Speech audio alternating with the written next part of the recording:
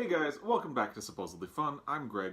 Now, 2 days ago, I talked about my predictions for the 2019 Pulitzer Prize for Fiction. Yesterday, I talked about my favorite books that have won the Pulitzer Prize for Fiction, so it seems like it would just be natural to talk about some of my least favorite books that have won the Pulitzer Prize for Fiction. One little note, most of these books are fairly recent, but that's just because, because of the time we live in, and that I've been around as these books were coming out and winning the prize. Most of the Pulitzer Prize winning books that I have read have come from the last 20 to 30 years. You'll see a lot more older books on my TBR when I get to that. So, without further ado, let's talk about them. The first one I want to talk about is Breathing Lessons by Anne Tyler, which won for 1989. Now, this novel has the reader join Ira and Maggie, an elderly couple who have been married a long time. They have grown children, and they are on a road trip to a funeral. The novel is, they go on a drive, I think, to the funeral and back, and I believe that's the form of the novel. It's been a while since I read it. Now, I get that this is supposed to be a deep dive into the relationship between these people who have been together a long time, and it's about the compromises that they made in order to have a quote-unquote orderly life. But in practice, this is just roughly 300 pages of an elderly couple arguing with each other and getting on each other's nerves. It's written in a kind of cutesy way that kind of obscures any meaning to me. It kind of feels like Who's Afraid of Virginia Woolf if it was adapted into a television movie for the Hallmark Channel. And the character of Maggie is meant to be an endearingly dotty meddler of a character who tends to make things worse rather than better. It's kind of meant to be funny, but to me, she's just exasperating. I felt just as irritated with her as her grumpy husband does by the end of the book. Next, let's talk about The Goldfinch by Donna Tartt, which won in 2014.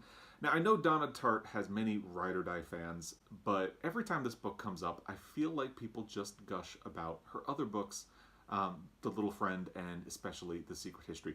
I've yet to meet anybody who really feels passionate about The Goldfinch itself, which feels really curious to me. I feel like a lot of people have read it, but I've never met anybody who's like, I love that book.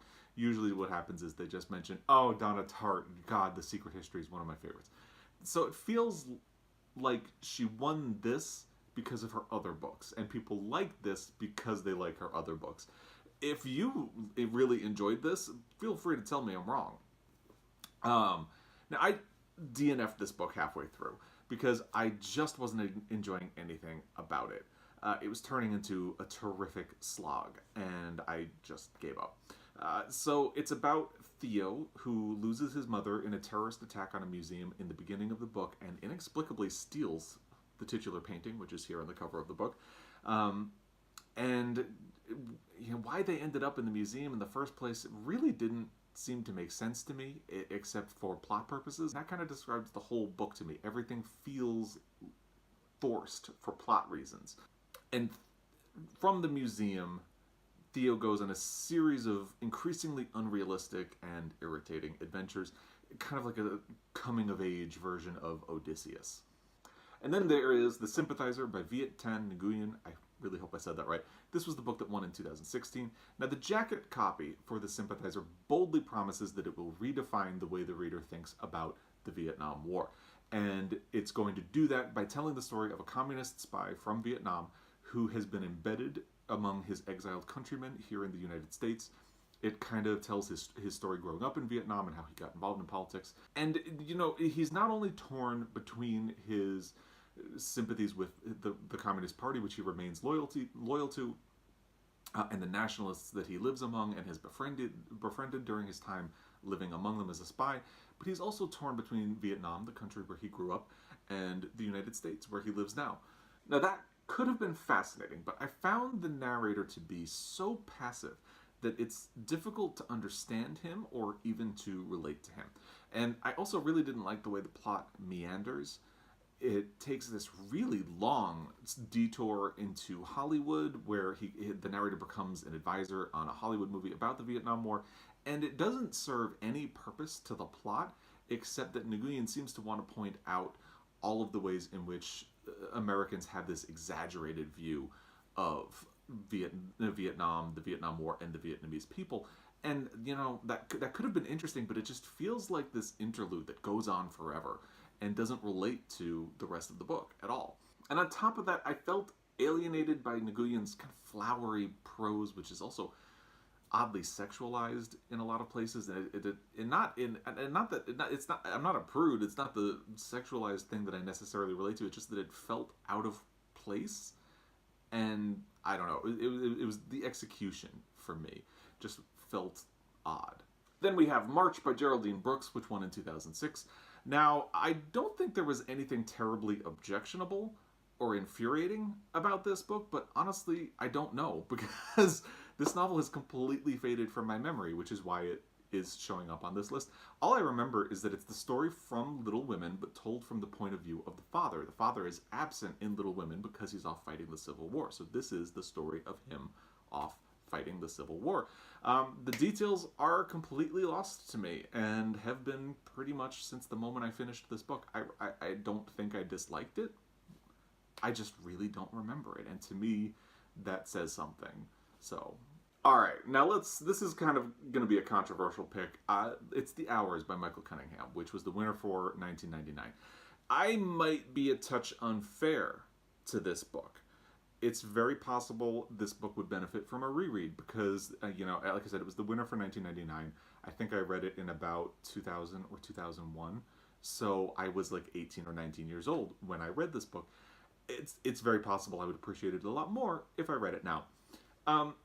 This book is kind of like a love letter to Mrs. Dalloway by Virginia Woolf. It is told in 3 storylines, one of which is about Virginia Woolf, one of which is about a modern-day version of the character Mrs. Dalloway, and one of which is about a depressed housewife in the 1950s who is reading Mrs. Dalloway. And while I do tend to love a twist on the classic, this one feels impenetrable to anyone unfamiliar with the source material.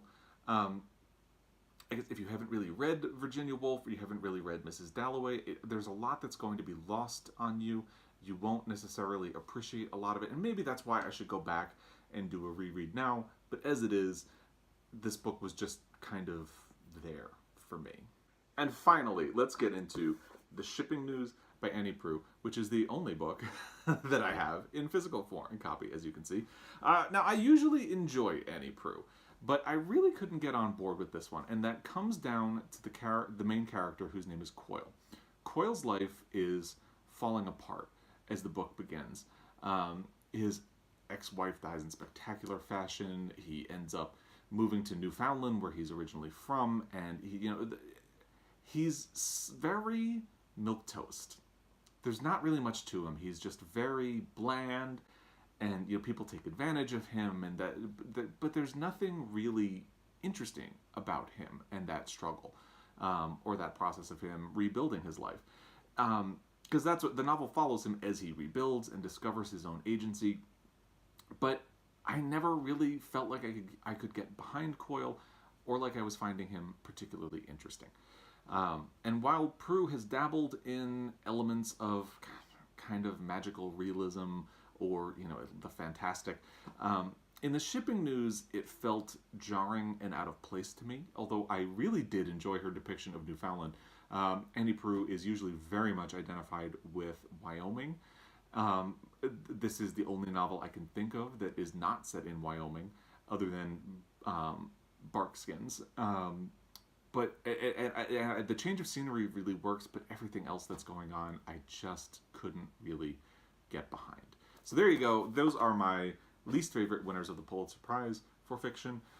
If you think I'm crazy and you want to defend one of these books, leave me a comment. Let's talk about that. If there's anything that you really disliked that won a Pulitzer Prize, or you're kind of pondering, let's talk about that as well.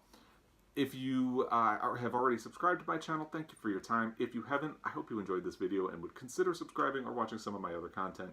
And I'll be back again. Until then, happy reading.